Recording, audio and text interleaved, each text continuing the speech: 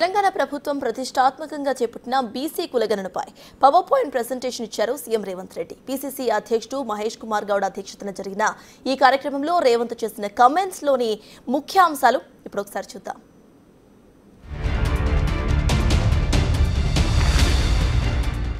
గాంధీ భవన్లో కులగణనపై power point presentation ఇచ్చారు CM Revanth Reddy.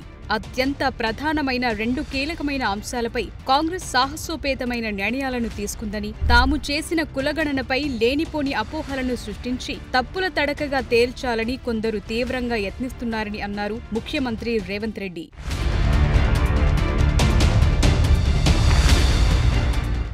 నిజం నిప్పులాంటిదని, అది వారినే దహిస్తుంది తప్ప ప్రజలకెలాంటి నష్టం జరగదని అన్నారు రేవంత్ రెడ్డి. మహాత్ముడి వారసత్వాన్ని పుణికిపుచ్చుకుని దేశ సమగ్రత కోసం రాహుల్ గాంధీ పోరాడుతున్నారు. సోనియా గాంధీ మాట ఇస్తే అది శిలా శాసనమని ఆనాడు తెలంగాణ ఏర్పాటు చేసి చూపించారు.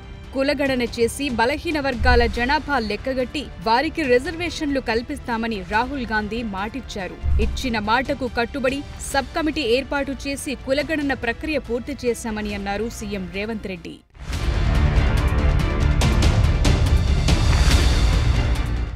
సాంకేతికంగా, న్యాయపరంగా కులగణనపై నిర్దిష్టమైన ప్రణాళికతో ముందుకెళతామని, 150 ఇండ్లను ఒక యూనిట్గా చేసి ఎన్యూమరేట్లను నియమించి కులగణను నిర్వహించామని అన్నారు రేవంత్ రెడ్డి. కులగణన ప్రకారం 56.33% బలహీన వర్గాల లెక్క తేలింది. చెట్ల మీద విస్తర్లు కట్టినట్లు కేసీఆర్ ఆనాడు సమగ్ర కుటుంబ సర్వేకు సంబంధించి కాకి లెక్కలు చూపించారు. కేసీఆర్ లెక్కలు నిజమైతే 52గా ఉన్న మాదిగ ఉపకులాలు 82గా ఎలా మారాయో అర్థం కావటం లేదని అన్నారు సీఎం రేవంత్.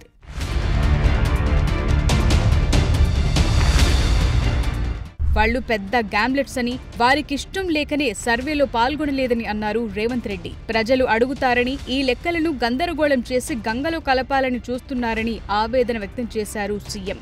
ఈ లెక్క తన కోసం ఏమీ లేదని, క్రమశిక్షణ కలిగిన కాంగ్రెస్ నాయకుడిగా మా నాయకుడి ఆదేశాలను పాటించానని అన్నారు రేవంత్ రెడ్డి.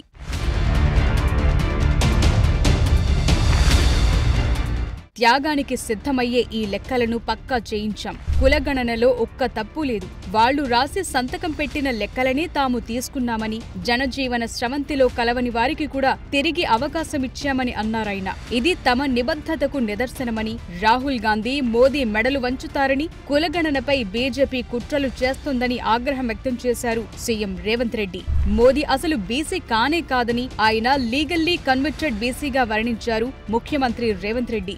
ఆయన పుట్టుకతోనే ఉన్నత కులం. 2001లో ముఖ్యమంత్రి అయ్యాక తన కులాన్ని బీసీలో చేర్చుకున్నారు. ఆయన బీసీ అయితే ఇన్నాళ్లు బీసీ కులగణన ఎందుకు చేయలేదని నిలదీశారు సీఎం. చిత్తశుద్ధి ఉంటే జనగణనలో కులగణనను పరిగణలోకి తీసుకోవాలని సూచించారు. మోడీ గారు నేను బీసీ అని అంటాడు. మోడీ గారు వాస్తవంగా బీసీ కాదయా, లీగల్లీ కన్వర్టెడ్ బీసీ. నేను చాలా జాగ్రత్తగా ఈ పదం ఆడుతున్నా, లీగల్లీ కన్వర్టెడ్ బీసీ. 2001 వరకు ఆయన ముఖ్యమంత్రి కానంత వరకు ఆయన కులము గుజరాత్ రాష్ట్రంలో ఉన్నత వర్గాలలో ఉండే. ఆయన ముఖ్యమంత్రి అయినాక ఆ కులాన్ని తీసుకొచ్చి బీసీలో కలుపుకున్నాడా చట్టం చేసి. ఆయన పుట్టుకతో బీసీ కాదు. ఈ లెక్కలను తప్పుబడితే నష్టపోయేది బీసీలేనని హెచ్చరించారు రేవంత్ రెడ్డి. వర్గీకరణ కోసం జరిగిన పోరాటంలో ఎందరో ప్రాణాలు కోల్పోయారని, తాము ఎస్సీ ఉపకులాల వర్గీకరణ చేసినా దాన్ని కూడా తప్పుపట్టాలని చూస్తున్నారని ఆవేదన వ్యక్తం చేశారు ముఖ్యమంత్రి. అలాంటి వారి మాటలను నమ్మొద్దు. త్వరలో దీన్ని చట్టం చేయబోతున్నాం. కేసీఆర్, కేటీఆర్, హరీష్ ఇళ్ల ముందు మేలుకొలుపు డప్పు కొట్టండి, వాళ్లను లైవ్ లో పెట్టి లెక్కగట్టండి అని పిలుపునిచ్చారు సీఎం రేవంత్ రెడ్డి.